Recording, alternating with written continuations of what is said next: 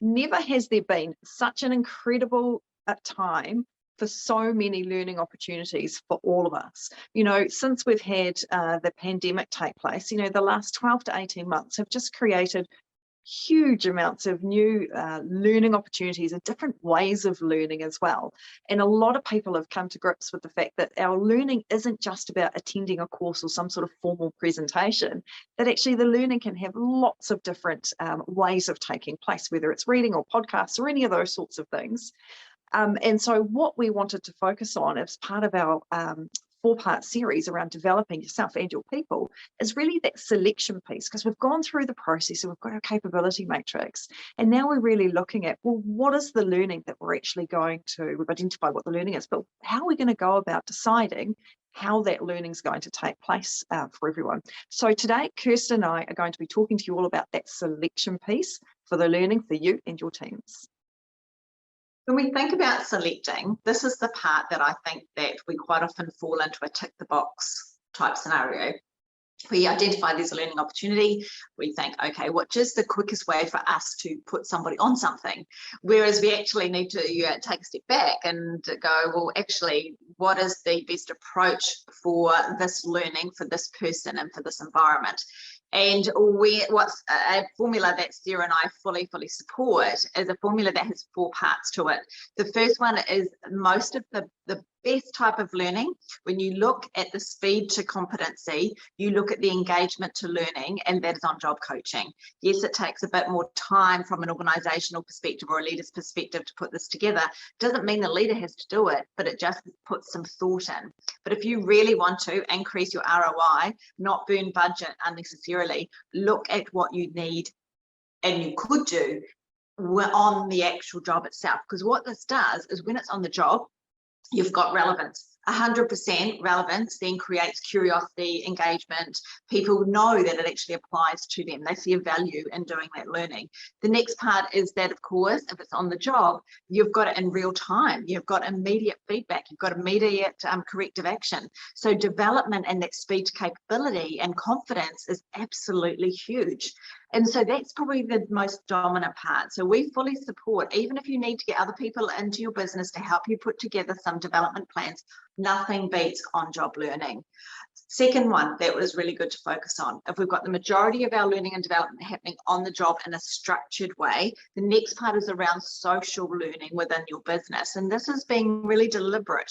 And what does that social learning look like? And what we're talking about here are things like coaching, about mentoring, about having buddies set up. It's also around that collaboration. So collaboration on projects and all that sort of thing is the most amazing way to actually get people to learn on the job. Now, the next one, the third and the fourth are closely interlinked, but they are quite different at the same time. The third one is around formal learning. So what we're talking about there is your more conferences, your more workshops, seminars, all those sorts of things, which you're all familiar with. So I'm not going to go into those in too much. But if you look at the how the world has changed, and one opportunity that has been amazing in the last 18 months amongst all this hardship that people have gone through, and that is the opportunity to learn in so many different ways. So our fourth part of our formula is around the informal learning, because the virtual world has opened up the biggest, most amazing opportunity for learning in informal ways, whether that be podcasts or videos like this, virtual conferences, whatever it may look like in an informal way. This is where there's opportunities for you to make. So I want you to think about it. If you think about, for example, a grad. Recently, I've been working with that organisation on their grad program, and I was working through the grads because one of them said, or a couple of them said, I'm not that confident in actually speaking up in our pre-start meetings every day. And so that was great. We went through and we explored the hurdles, the concerns. We looked at tactics on how they could build their confidence in that particular space. That was amazing. First part of learning. Second part of learning was making sure they could apply it. Now, learning doesn't just happen when you get information. It happens when you apply it.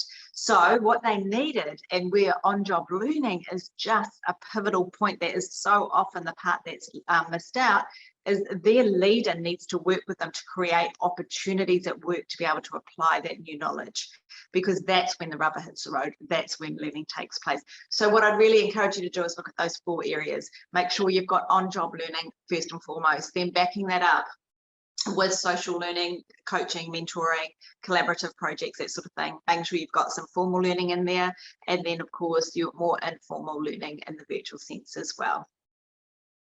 And when we have a think about what we can do with on-the-job learning and sort of mashing that in with some informal learning, there are lots of opportunities around that. And there's things like, Kirsten's already mentioned, podcasts and so forth.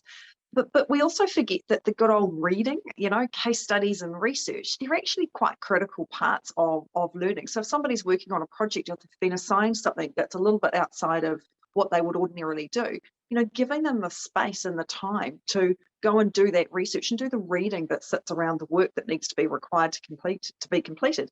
That's actually learning. And we forget that in our day-to-day, that if we see somebody reading a book or reading a magazine article, actually that's quite relevant to what's going on for them in their workplace. And that's actually really valuable learning. So learning can look quite different, and we forget that, and I'm a big fan of reading, so we forget that reading's a really important part of our learning process on a day-to-day basis.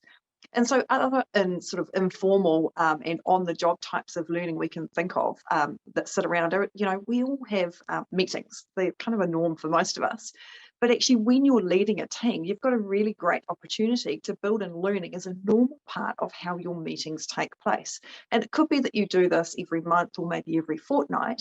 But if you were able to tackle one topic and just really hone in on, even if it's around tone in a conversation, if you've got a customer services team, for example, and you spent 15 minutes or 20 minutes in one of your team meetings just focusing on that one topic, and you repeated that right throughout the year, imagine what the learning would look like for the team by the end of the year, not to mention the level of service that you could achieve if you just focused on one attribute right throughout the year in each of your team meetings. So don't miss that team meeting opportunity. You've got your captive audience, and don't forget to record it, because we've got hybrid environments these days, so not everybody's actually physically in those meetings. So record them, but it also means people can go back and reflect on it, and if they've missed something, then they've got that information available for them to use at any given time.